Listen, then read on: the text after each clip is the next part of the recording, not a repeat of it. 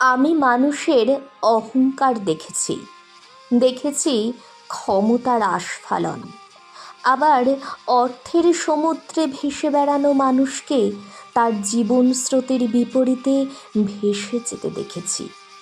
কখনো বা নিজ সৌন্দর্যের অহংকারে অন্ধ হয়ে নিষ্পাপ ভালোবাসাকেও প্রত্যাখ্যান করতে দেখেছি।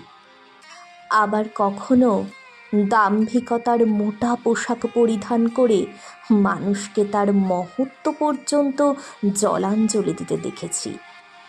কিন্তু বড্ড অবাক লাগে যখন দেখি এই দাম্ভিক মানুষগুলো জীবনের এক কালো সত্যকে অনায়াসেই উপেক্ষা করে আর ভুলে যায় যে সামান্য কিছু অর্থের বিনিময়ে মানুষের ওই সুন্দর শরীরটা একসময় অস্তিত্ব হারিয়ে পরিণত হয় এক মুঠো পোড়া ভস্মে, এবং শরীর পোড়া সেই ভস্ম নদীতে ভাসিয়ে দেওয়ার পর সেদিকে আর কেউ ফিরে তাকায় না।